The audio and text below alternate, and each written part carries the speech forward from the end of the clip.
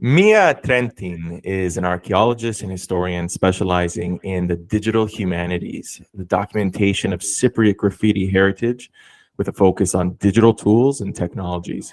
She has worked at the Science and Technology in Archaeology and Culture Research Center and at the APAC Labs at the Cyprus Institute. Her expertise is in informal written communication, that is, graffiti, with the goal of recovering past people's practices, attitudes, and approaches to their surrounding natural and anthropic space. And she joins us today to talk about something I'm not familiar with at all and excited to learn more about, and that is medieval Cypriot graffiti. Mia, welcome, and thank you for accepting my invitation. Thank you for inviting me. It's my pleasure to be here and to share with you what I discovered so far about this fascinating world of graffiti. Oh, thank you so much. From an anthropological perspective, Mia, why do you think humans have this intrinsic need to leave graffiti behind? So, the current approach to graffiti is to actually see it as a long-lasting phenomenon starting with the early human history. So, we are talking today about graffiti, but the roots should be considered and placed in rock art. Basically, graffiti, starting from rock art and reaching up to contemporary graffiti today, is a way that humans have to interact with their surrounding space. And we see it from the very beginning. So they were living in a place, feeling familiar with this place, and leaving their mark. Leaving a mark has this powerful meaning, first of all, of self-affirmation, because in the moment I, on purpose, make a sign, even a simple line somewhere, I'm stating that I was in that place. It's my personal input into a space. And a second, by doing something, by intervening, by placing a mark, a sign, whatever, on a place, I'm also self-appropriating that space. And is what we see from the prehistoric cave all across. These two needs that are very basic. If we think it in an anthropological perspective, we can understand that it's even in our everyday life. I mean, I'm pretty sure that every one of us from time to time found himself writing on the desk at school, Oh, yeah. maybe on the on the toilets of public spaces, even. Okay, not so old, but I remember when we have the phone at home, that usually the place close to the phone had either a notebook where we could draw but sometimes numbers were written also on the wall. Something else very common is the line marking the growing of the kids that you can find on the walls.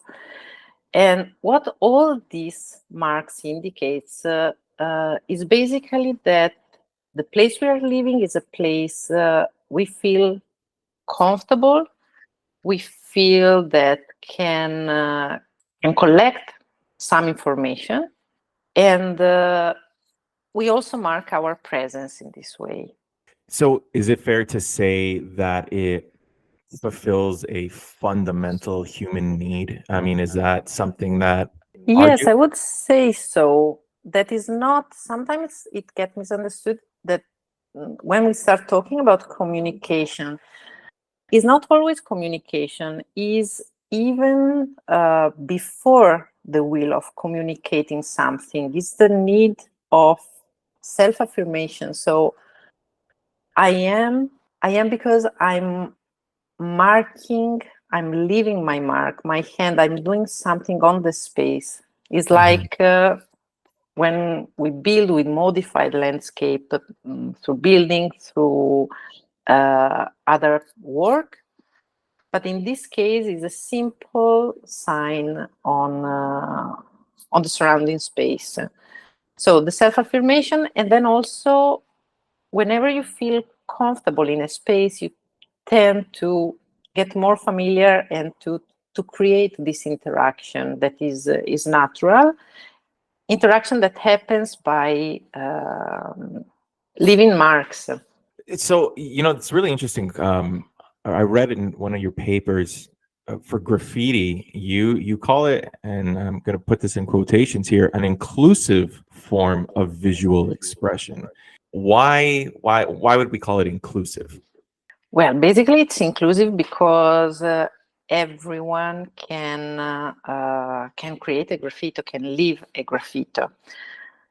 And I think it's one of the most, if we can say it, the democratic form of visual communication.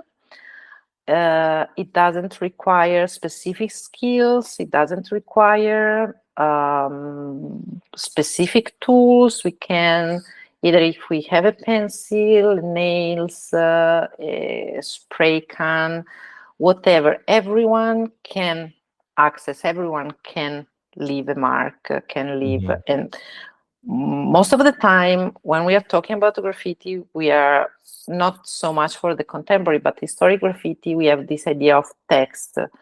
There's also a lot of drawing. So even people that could not read or write could draw, could make signs, symbols, drawings, or whatever, as we actually see happening most of the times. And what sort of things are communicated in graffiti? I know we're able to recover lost voices and messages of hopes, fear, ideas. What other things are communicated in your experience? So in my specific experience, I'm working in the medieval and early modern period. I mostly find graffiti in religious buildings, not because, of course, people were just going to the church, let's say, but because they are the best preserved from the past, while other urban context, domestic context from that period, from the Middle Ages, most of the time are disappeared. Or better, maybe they're still standing, but the surface on which graffiti were traced most of the time has faded, has fallen, has been covered by other layer, has been modified. So churches are so far the best preserved. And of course, working inside the churches, you can see how was the attitude and approach of people to religion, to specific buildings, to different saying, to the cult, to different religious practices. So there's, I would say there's a word behind. And through our traditional knowledge that is based on art history, archaeology, and history, so by reading sources and collecting this data, we can recover a part of this. So we know that how the liturgy was happening, we know about the frescoes, the different figuration, what their meaning, or at least what they wanted to represent with a different figuration. The architecture, again, of the church that was creating a place, was shaping a space of cult that was oriented towards the altar. And so we have information to recover. First of all, the impression that someone that who built the church wanted to create, the function, of course, of the building. But with graffiti, we can add an additional layer. We can listen from the voice of people if what was planned was actually happening. So if a church had a specific cult, if and how this cult was felt and experienced from local and the worshippers.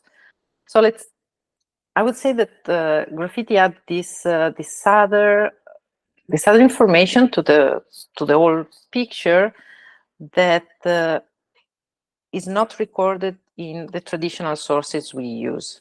It would, for an outsider listening or looking into the past, it seems really bizarre to imagine going to church and defacing, if I can put that in quotations, marking up the walls of the church. It seems sacrilegious.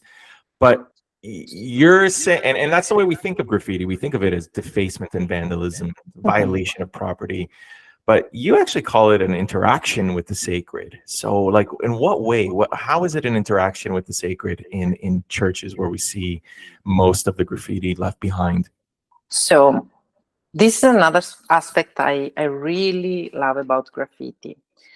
You're talking about graffiti as vandalism, as defacing, but you are defining it like that with our contemporary mind.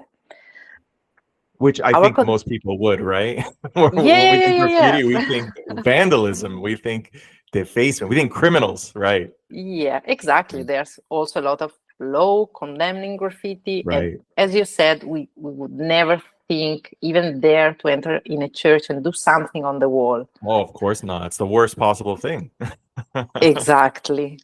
But in the past, this was, first of all, an accepted practice, very common, and it was really not condemned, not viewed in a negative way.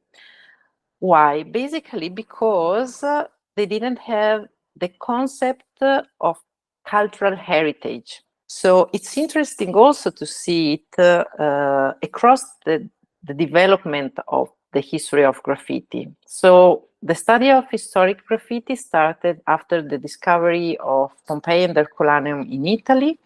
The archaeologists start to uncover and to discover the two cities, and they realize that a lot of places, more or less the whole city, was covered with graffiti of various nature, political, they are very famous, the erotic graffiti of Pompeii, but domestic, just with name. Sometimes you can even find alphabets for teaching the kids written on the wall, on the walls. And they, on one side, they understood that it was a source giving us access to the everyday life. So it's like everyday people were leaving their messages, and it's like an archive on the walls, an archive with voices that usually are not recorded by the official history with capital H. So on one side, graffiti were immediately began a thing. Let's study them because we get a lot of information. On the other side, so in Italy, we have Raffaele Garrucci, that was one of the pioneers. He was the one actually inventing, or for the first time calling this inscription drawings on the wall graffiti, from the Italian graffiare. And we are in the mid-19th century. In the same time, the same period exactly, we have Gustave Flaubert that during his trip in the Middle East is complaining because visiting Egypt, he finds a lot of graffiti of contemporaries, so his contemporaries, that were marking the walls with the date and their name. And he's saying, these stupid people, they are writing on the wall, defacing these monuments. So what's the difference between people in the past defacing their monuments and people today defacing the monuments? Mm-hmm. It's the concept that of cultural heritage, so of something that comes from the past and we need to preserve in the form that it is. That is, of course, right, but this is a modern concept. It's something that did not exist in the past. We need to remember that buildings and even what we consider today cultural heritage were just building with specific functions where people were living, interacting with the space, using the space without the reference, without our present behavior, without the respect in seeing the work of art. For them, it was part of their life. That's like a incredibly interesting to imagine a world where we're not interacting with that really same strong, cultural heritage associated with modern thought, the modern thinking. It's really interesting, and it does take a lot of unlearning, if I can use that expression, Yeah, to understand exactly. that. Exactly, and that's the problem, because sometimes it happens that, and with graffiti is pretty clear, graffiti is still not a discipline on itself, because there's this debate. If something is historical, it's okay, but where should you put the border? Where should you put the line? Trace the line. What is allowed and what it's not. So contemporary graffiti, are they allowed? Are they? Yeah. Yes, of course they are telling us. Can you imagine the biggest COVID or the movement Black Lives Matter, or even other political events that are recorded on newspapers, are recorded on official sources, on documents of the government, and so on. They're on the walls. What we see is the reaction of people, of common people, what people thinks and feel in that moment. So the more alive and not mediated in this case feelings. And I'm not saying, I'm not promoting graffiti making all around. I'm just saying that it's something that is keep happening. You cannot, it's like you cannot stop it, because going back to the beginning, it's an inner human need to leave the mark. And here also the communication jumps in. So I need to leave a sign and to communicate my thought, to make it visible to the community.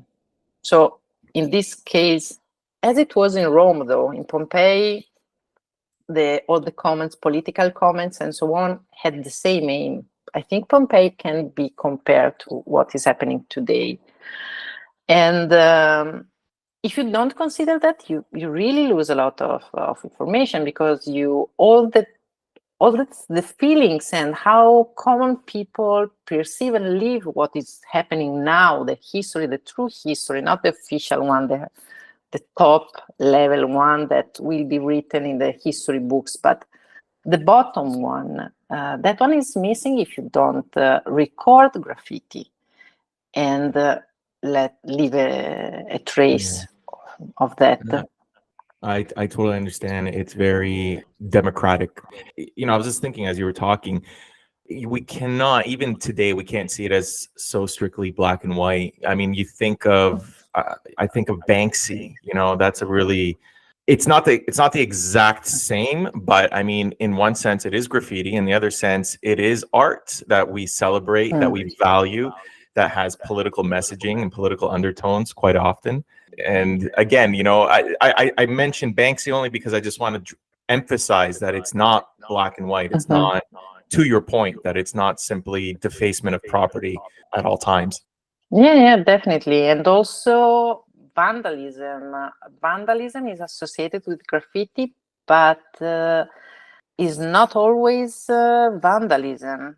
Sometimes it's just communication. Vandalism is when you want to destroy something, so it's much more violent, and again, this is another form of dissent and communication, because I'm interacting with the space, declaring that I don't agree with these specific things, with this specific image, with this specific form of the function of a space. And despite the fact that in the past people didn't have the concept, as we said, of cultural heritage, so they were interacting in a completely different way, we can identify also in the past vandalism with what is called damnatio memoriae. Damnatio memoriae is a practice that started within the Roman legislation and was made to specifically delete the name and any attribute of people that hindered the state, but in a very smart way, I would say. So I'm not canceling your name or the memory of you, of your life. For example, in epigraphs, you can have a long text describing the life of a very important person, but the name has been scratched. So it's like, I leave what this person did and I declare that this person, by canceling his name, I'm stating that he did something wrong, and I condemn his memory. So I transmit a mutilated memory. I don't want to delete it. So this also shows the high importance that history had for past civilization. It's important to keep track of what was happening, but also to give our input on our point of view. So in that case, the condemn was by canceling the name, by erasing family symbol or identity marks of these people. This attitude, I found this attitude that has the technical name of damnatio memoriae, but it's vandalism. I'm vandalizing something. I'm canceling from, I'm modifying an object or something that was born in a certain form by critics, in a critic way, in also a violent way. And I find this also in Cyprus, inside the churches.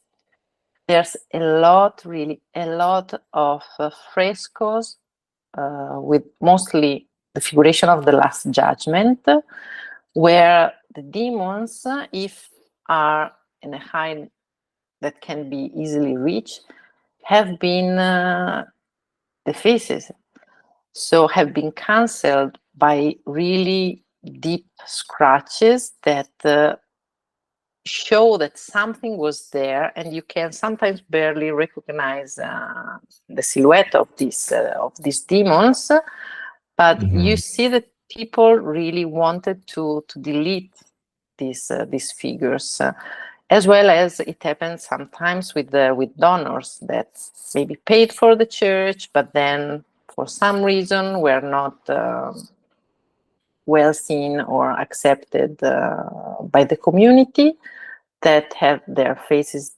cancelled or their figure defaced. That reminds me, the pharaoh Hatshepsut in Egypt.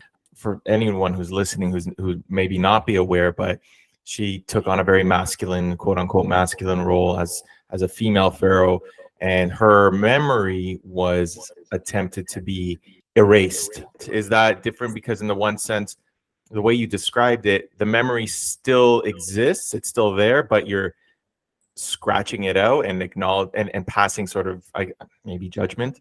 Whereas in Hatshepsut's case, I might be wrong on this, I think it was an attempt to erase their existence from the historical record. Is that similar? Is that different? Or is it totally irrelevant? I think it's similar. It depends how deep it goes.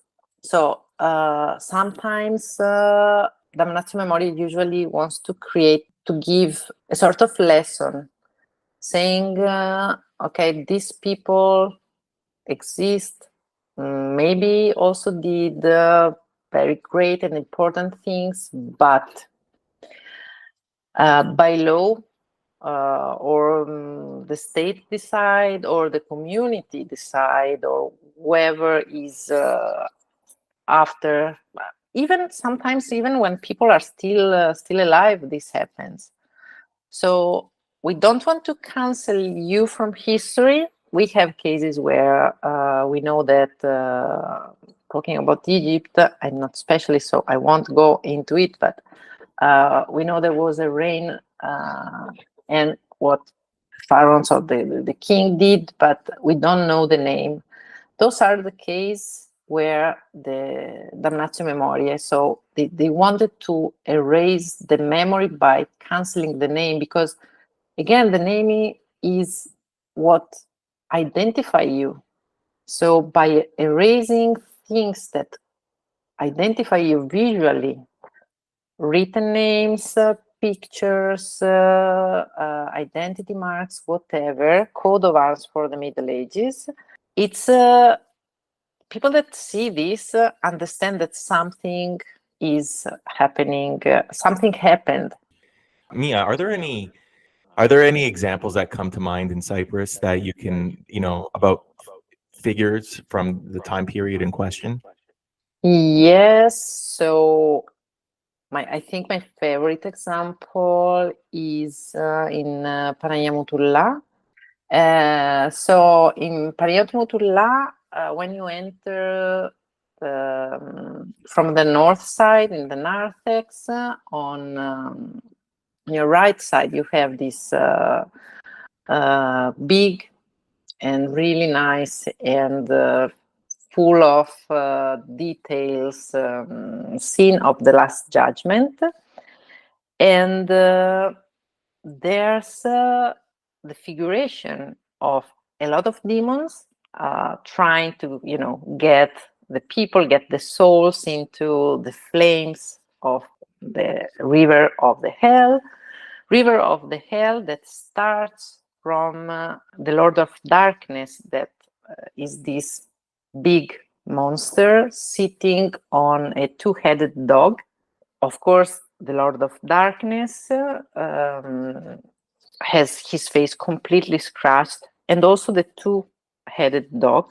And all the demons around have been nearly cancelled from deep scratched, that does not have a form, are really, you can see that are voluntary signs, lines, deep scratched on that. And moreover, on the thing that I find more interesting in all of this is to see that on the head of this monster, this beast, there's crosses and pentalpha, so the 5-pointed star. So here you get also another level of understanding of what is going on. They were not only condemning these figures, because of course they are the bad one trying to pull you into hell, but the other symbols, so the cross and the 5-pointed star, the pentalpha, we know they are apotropaic symbols, and combined with the damnatio memoriae shows us that they wanted not only to cancel them, but to cancel their power, to annul their power. Yeah. And by placing these symbols, they want to protect. So they are canceling on one side and placing powerful apotropaic symbols in order to enhance this action. That's that, and I totally get that. I'm actually looking at the fresco right now as you're speaking, and I'm going to post this on the Instagram page when I get an opportunity, when our episode is published. But I I get that, and I also understand the apotropaic properties that you mentioned, because I remember when I was in school. This is going to sound bizarre, but when I was in school and I used to write tests, I remember putting a little cross on the top right hand corner of my tests, in the hope that that would somehow imbue my test with. So I Yeah. understand that. I understand what's happening here. So they're scratching out the power of this demon, and at the same time they're using these religious symbols to push down. I mean, I can't think of the right word to describe it, but it is really, really fascinating, especially just looking at this photograph of the fresco. And here you have an additional confirm that is, again, in my opinion, fascinating about the power of the image in the Orthodox world, because you don't have this kind of treatment, at least for what I saw during my previous studies in Italy and the survey I did in Italy. Here in Cyprus, you see that even frescoes have this attribute of being not only the figuration, but also to bear with them the spiritual power of saints. So it's not just the icon. We have the cult of the icon that, of course, we all know, but frescoes too were felt like something really alive. So can you imagine entering in a place, seeing all these, and there are studies, of course, of art history about the perception of people, how a man of the Middle Ages could have seen and read the iconographic decoration of the church. We know the Byzantine church is pretty strict. We have the Pantocrator in the dome, and then descending all in hierarchy, the different figures up to reach the apse with the Virgin Mary, and then the Father of the Church, depending then on the building, on the tradition, and so on. And so there's a reading that we know it's to educate people, and also people get that the message comes from the top, and which is the process to reach up to the land, to earth where we live. And so the feedback from them is that then they see these images of the hell, they react to them. And I find it fascinating because it's you can really see that frescoes were not decorative.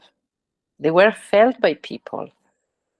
And usually, for example, even when you have graffito figuring, I'm thinking now in Panagia Tispodithu in Galata, again at the entrance, flanking the western door to the nave. There's the Virgin Mary and Christ on the side of the door, and they are fully covered in graffiti, except their head. So they respect the sacred place, let's say, of the figuration, but again, they wanted to take part on the sacredness of this figure by leaving a mark. Yeah, and to the point that you had mentioned about the medieval world and the power of the imagery, I'm just transporting myself back there in my head right now and thinking, where do you see imagery? I mean, we're so oversaturated with imagery in our everyday lives in the 21st century. We see photographs, we see paintings, we see moving images, on the television. We have the internet. We're always seeing visual representations, and at that world, at that time, must have been, to your point, incredibly impactful to walk into an Orthodox church and see these really vibrant and, in some cases, frightening images. Yes, definitely. But let's talk about other contexts that we don't know so well, and also let's think about what visual culture is, and images and pictures. Okay, today we are used with color, but decoration inside the houses, the pottery was decorated. We have amazing medieval pottery in Cyprus. There's graffiti ware, a lot of colors, a lot of forms. We Right. have all the carvings on furnitures, on doors. Have you noticed the amazing work of doors and church benches in Cyprus? Mm-hmm. It's so they were exposed to this kind of visual elements. Of course, not always pictured, but drawings, lines that with the difference, it's more or less what we have today. If we see it in this way, of course, today it's much more. We have the television, we have digital, social media platform, and so on. But in our houses, maybe are not so full with decorative motifs, with this kind of. Depends, not all the houses.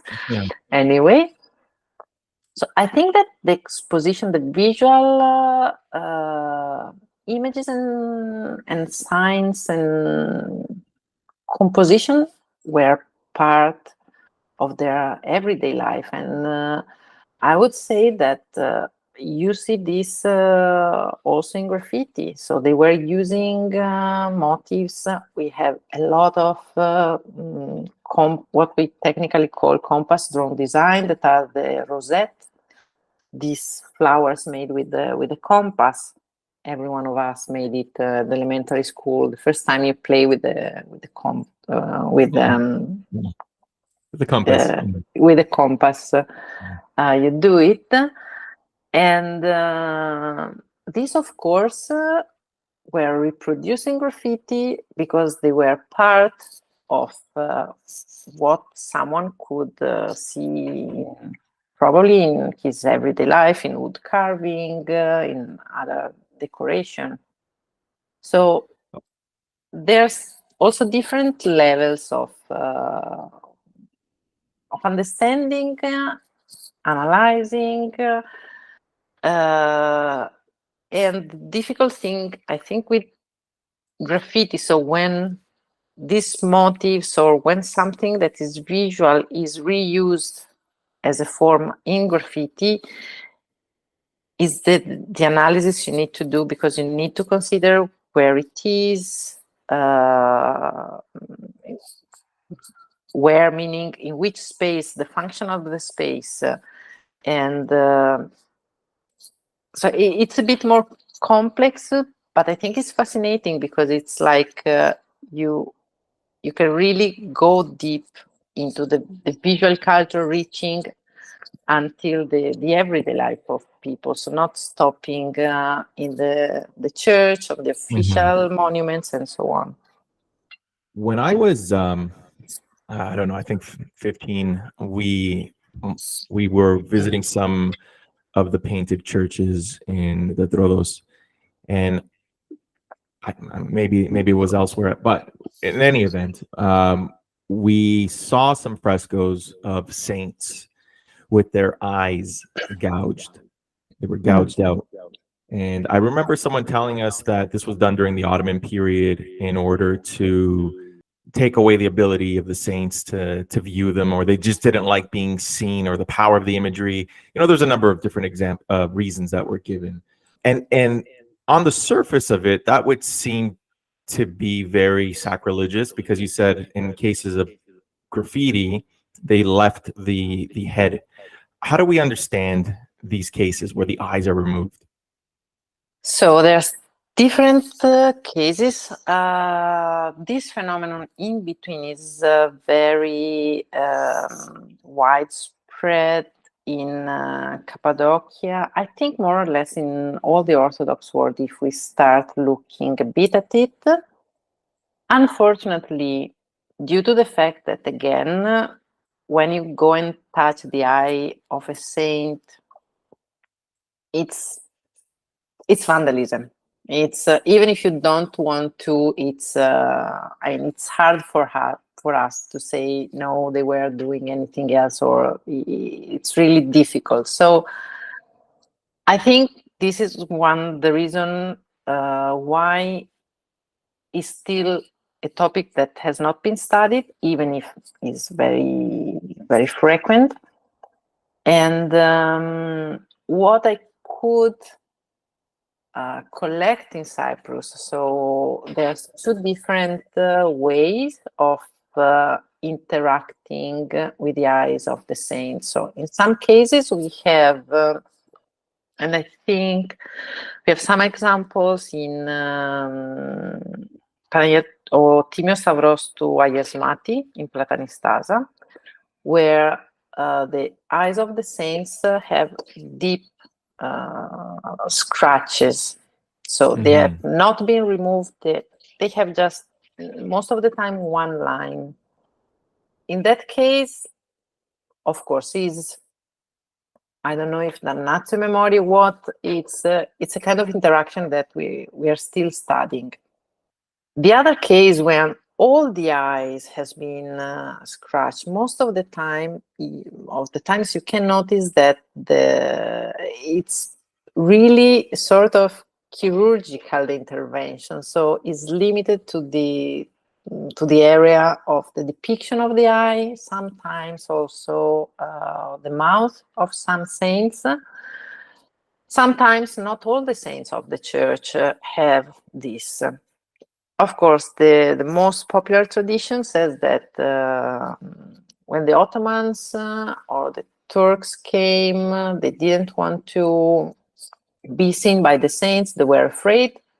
So anyway, we go back to the power of the image, and they scratch the eyes. But going around all this year and talking with the people in the villages, and also reading a paper about the same phenomenon in Crete, it seems that this can also be attributed to a rite, a ritual practice, let's say, that is the one of scratching a part of a fresco, in this case specifically the eye, in order to create medicament for that part. So people going there and scratching this powder that is plaster, colored plaster, from the eyes, were then making either tea or bandages to put on the eye or to use in order to heal. We don't know which diseases or what.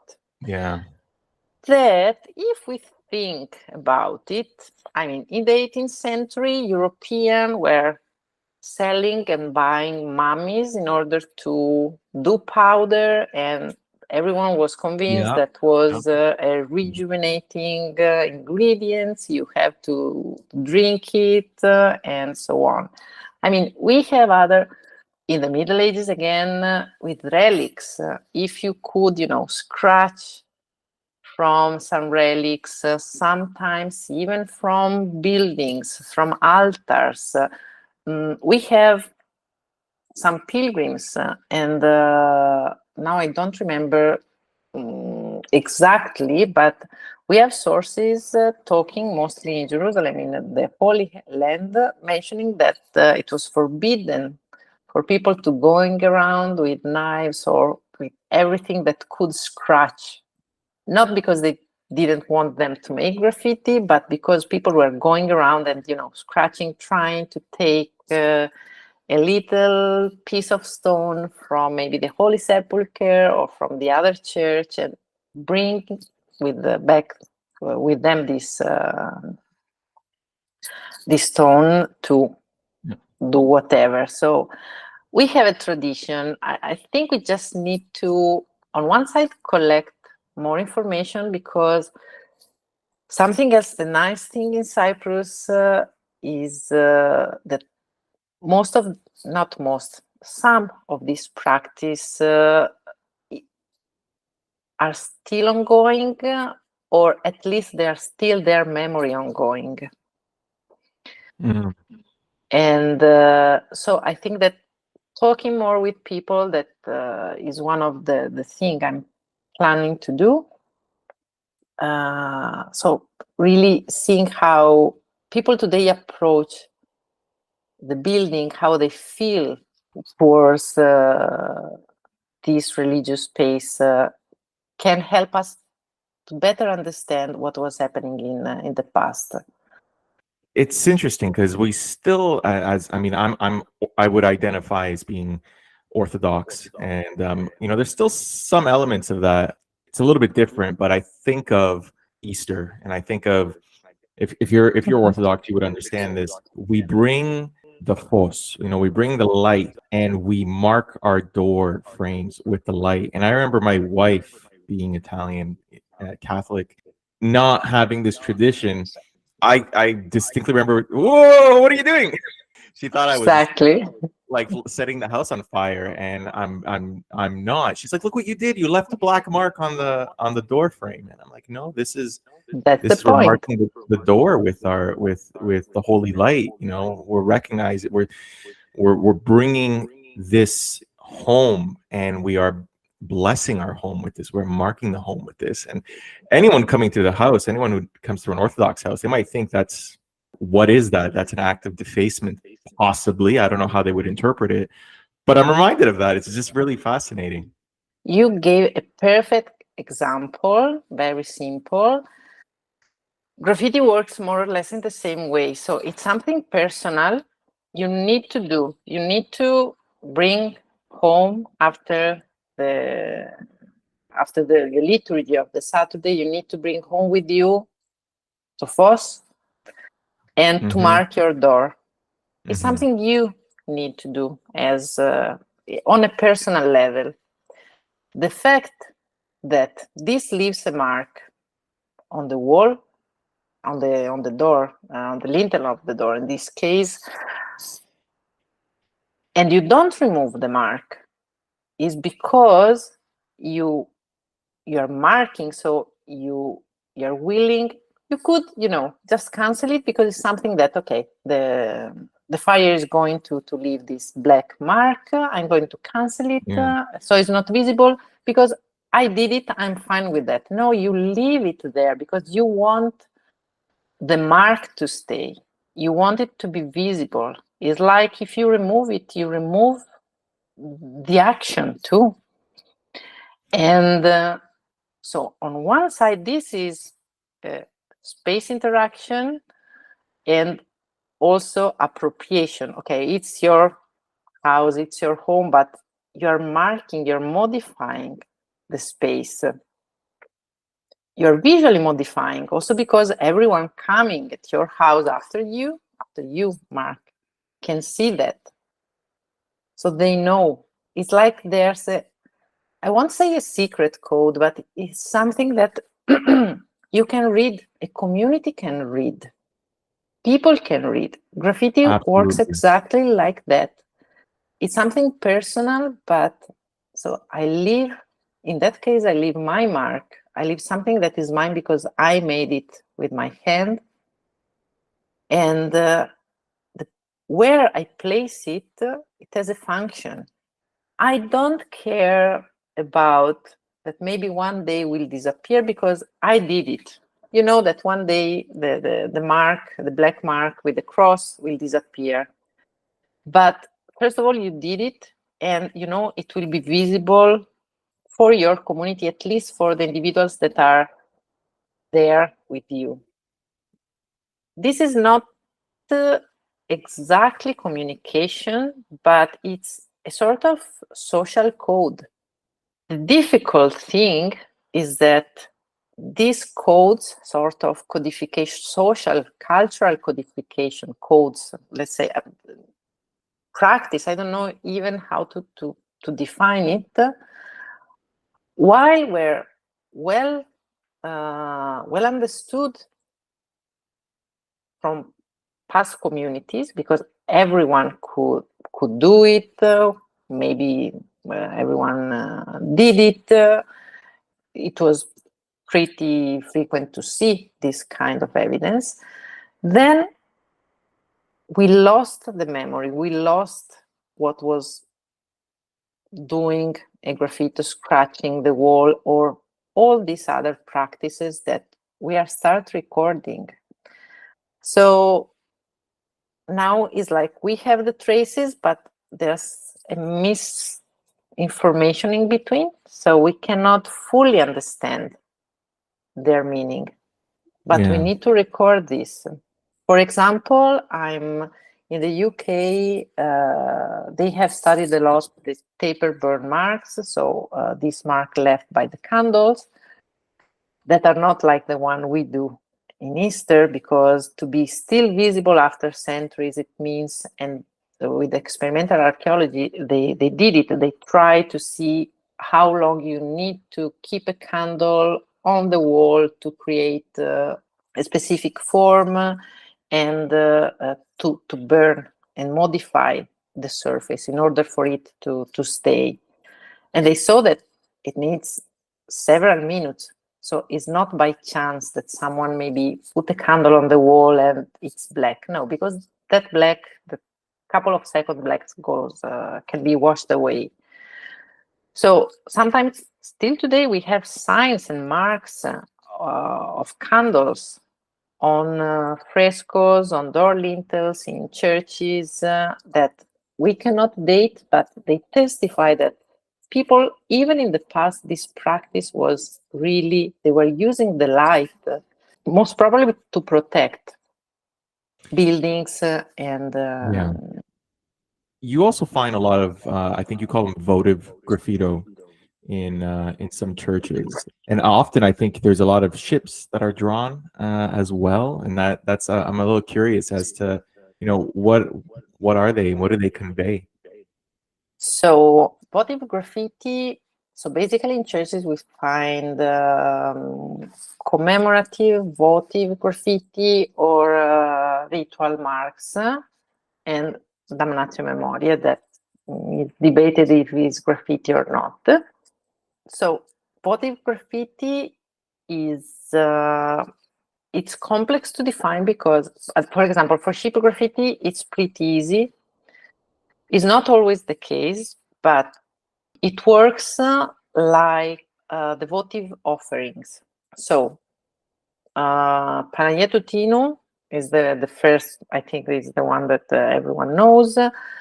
There's a lot of people taking with them little model of ships as a votive offering to the church in the past more than today, I guess. And through this, they are either thanking for a grace, for the trip that went well, or to ask protection for an upcoming trip. Ship graffiti works most of the time in the same way. So you have these ships sometimes drawn on the side of the saint or in relevant sacred places in the church, into the nave.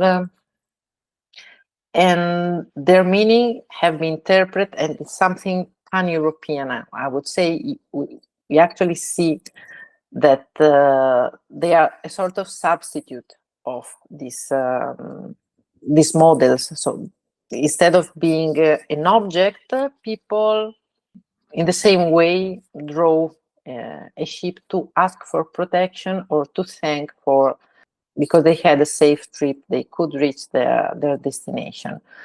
Of course, Cyprus being an island is, you find a lot of ship graffiti. As I was saying, it's not always the case, because sometimes ships, mostly when they are on the outside of a church or in non-religious context, and we have a lot of this. There was a project at the University of Cyprus, led by Professor Stella Domestica some years ago, that studies mapped, documented and study all the ship graffiti of Cyprus. And we could find some examples also in non-religious buildings, like the house of Georgakis Kornesios in Nicosia, the Famagosta city walls.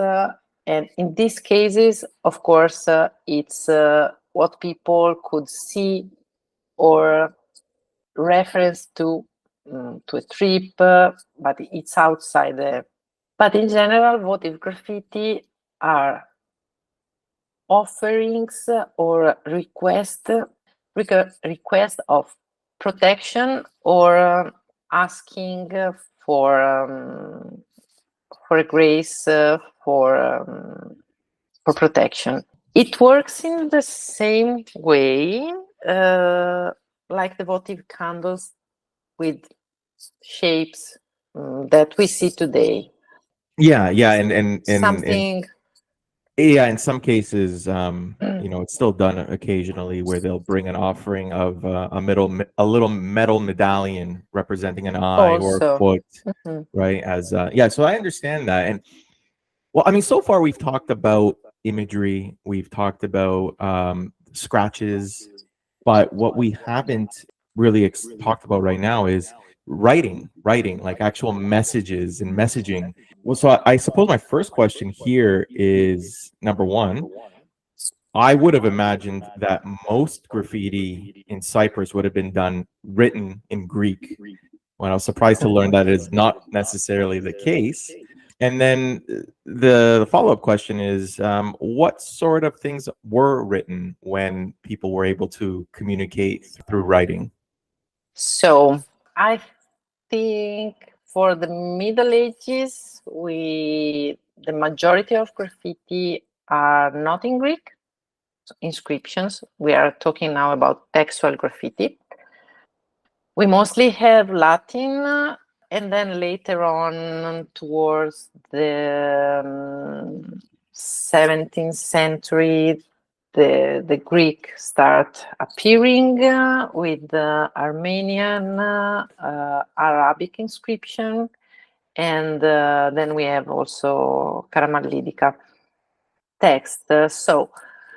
Sorry to interrupt. Can you just tell listeners what Karamallidica is? Yes, so Karamallidica is Greek writing, but Turkish language.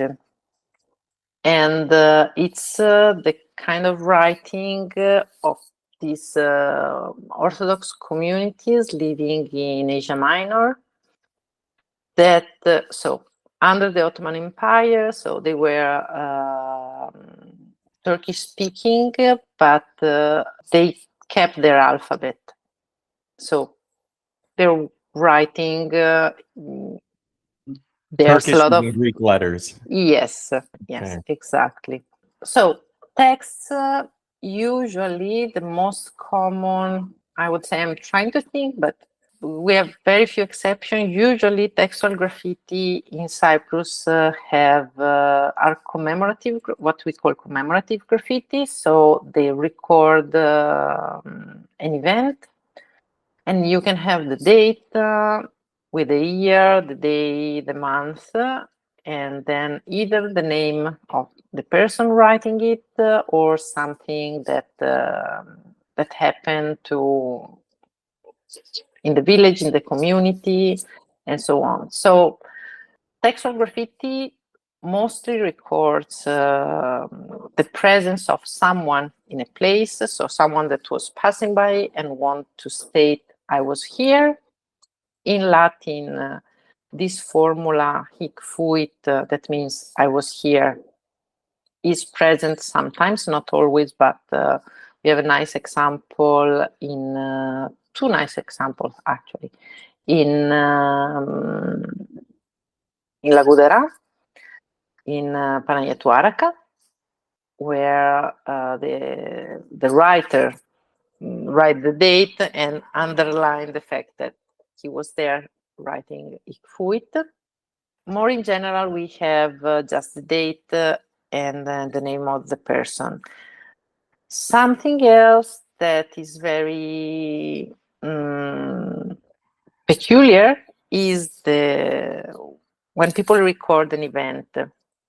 There's the most my beloved examples are the one in I'm not forgetting now the name of the church. Yeah, I'm trying. I have the church. I know exactly. I'm seeing the graffiti in front of me now, but I have a little blackout on the church. It will come. So it's the recording by the community of the date of birth of some kids, some babies. So it's like in the middle of the 18th century in Cypriot, and it's really nice. It's like Γεννήθηκε ο γιος του Yorki. So it's something that you wouldn't record you wouldn't write on the wall of a church. But this also shows how the community is so connected, so emotionally and spiritually connected with the church for various reasons. Of course, it's a sacred place. Also, maybe asking for the newborn protection, but it's also a place that is that collects the memory of the community. Is not always the case in Cyprus, but we have also the recording of people that passed by, so the date and the name and the indication, ekimithin, of when people passed by. So it's really nice to see how people were giving part of the community life were recording part of the community life on the walls of the church. And so in this way, the religious building becomes the repository of their memories, and they just enhance this link and connection with the church. Finally, is what makes the church being a cultural heritage even more, probably. So it's this that should show us that that specific building is important for the community, without being the state from the top saying, this is a work of art, the frescoes are important, the architecture and so on. That is the real meaning. So if it's an heritage, it's something that will be inherited, but given from whom to whom. So it's a community that should pass it to the new community, or so in an ongoing. So in this way, I see it nice, because it's like with graffiti, sometimes you can really recall from centuries ago how the community was living and is still keeping alive this tradition and this connection with their building. And this, for me, is the real sense of what cultural heritage should be about. If someone doesn't leave a date, how do archaeologists try to date the graffiti? So it's like you're asking how we are dating 80% of the graffiti in Cyprus, because we are talking about yes. So of course, the first starting point is what we call terminus post quem, that is the starting point, considering when the frescoes, the wall on which the graffito is traced or scratched on was made. It can be, if you're lucky, you can know the year when fresco decoration were made, and or a church was built. So you have specific date, otherwise it's more or less the century. And then we have different methods. So usually it's like today, one graffito calls other graffiti.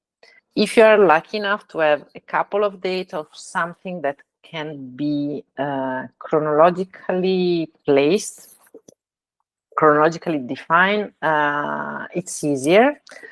Not only inscription, not only date on inscription. For example, ship graffiti can help too. If the ship is pretty detailed, the characteristic of the ship itself can help in identifying a chronological gap in which that ship was in use. So also the graffiti was traced.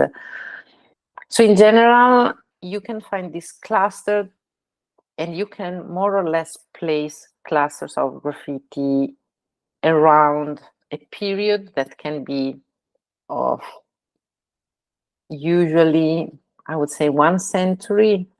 It's a bit difficult because, as I was saying then, it's easier to find a starting point, because when then people start writing, you cannot stop them.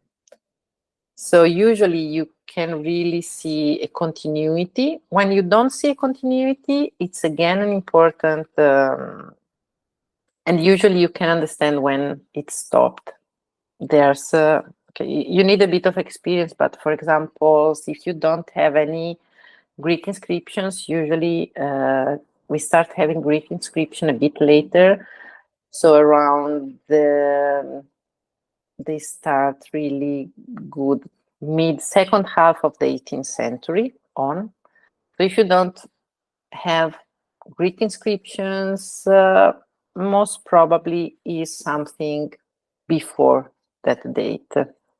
So you work basically with cluster and put it together, different elements, kind of graffiti, the area of the church in which they are, and so on. It's not easy, but so far chronology is, at least from my point of view, it's a bit relative, because I'm not so interested in defining when someone did it. I mean, specific date, if we have the date, the name, it's amazing, but otherwise, so far I'm more interested in seeing what people were writing, who was writing, what we can tell, and then we will start seeing when this was happening. But let's say you always have a general idea of the period, the century at least. Are you ever able to reconstruct other identity markers, like level of education or professional status or anything like that? Well, sometimes we are lucky that people also tells us. Most of them are religious people, so monks, priests, hieromonachos, monachos. We have this kind of information on the side of the name. In other cases, we have beautiful, amazing, for example, Gothic script, Latin in Latin. So we know that these were well-educated people with a Western education. And so most probably people that were passing by, or people who lived here, but of the high social strata. And no, I think that most of people declaring their profession, let's say, or their social position are linked to the clergy. Are women ever represented in the graffiti? So female names and women writing, we know, we can say few examples. One is in Hieroskipo, dated around the 8th, 9th century. Another one, 15th century, is again in Paphos, in Hagia Solomoni. And then we have a jump to at least the end of 19th century. So what is happening in between? We were saying at the beginning that graffiti is a very inclusive and democratic form of writing. Simply, we cannot. We don't have elements in other cases. If we don't have the name, it's difficult to attribute a sign or an inscription. If it has a male name, most probably was written by a man.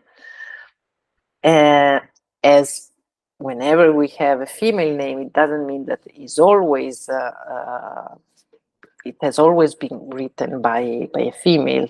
Maybe someone else wrote the name of the woman. But in general, if we don't have a female name, it's difficult to distinguish or to tell if women were making graffiti.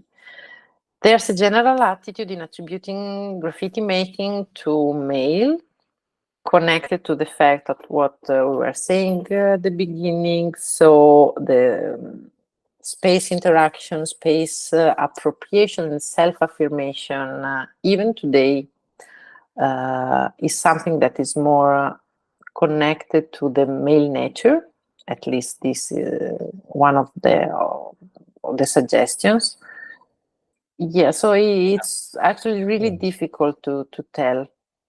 Mia, I wanted to ask you one last question, and I think you may have hinted at it already. I was going to ask you if there was a personal favorite example of graffiti that just you think of it and it's like it brings out a lot of emotions in you when you think of it. Is there one? I mean, you mentioned the Ginitigen to Yorku for yeah, to Yorki. There we go, to Yorki. Yeah, that's very Cypriot. Is there something is that the one that Arakapas? The church is Panaia Yamatiki Arakapas. That's where it was. Yes. Yes, there we go. So is that the one that really kind of brings out all these warm emotions? No, of course it's very moving to be there. I don't know if I have a favorite graffiti. I know that I feel very close to Barsky graffiti. We didn't talk about him, but it's Barsky, for listeners, is a Russian pilgrim who traveled throughout Cyprus on a religious pilgrimage. Yeah, we are in the second quarter of the 18th century, and he left 5 graffiti in Cyprus. This is pretty uncommon because if we are lucky, we have 2 of the same person. Usually we only have once, and he left 5. Most probably, in my opinion, he even left more. But for example, in Trodos or Stavrovouni or Macheras, we know the monasteries have been reconstructed. So for sure, if something were there, it disappeared. And I think I'm fascinated because we also know a lot about him because he left his diary, so we can follow his journey across the monastery and then see his presence there, not just because he tells you he was there, but because you go to the church and you see his writing on the wall. So I think this is the most moving thing for me. Yeah. And it's also what I love about graffiti, because you know that people in the past used to go to the church, to be around, to stay there, but when you see names or symbols or whatever scratched on the wall, it's like you have a material proof, a material element. So if you start putting together, and sometimes you really have a lot of graffiti. So if every graffiti was made by one person, you see how across the century these churches were crowded with people, and how lively it was their life.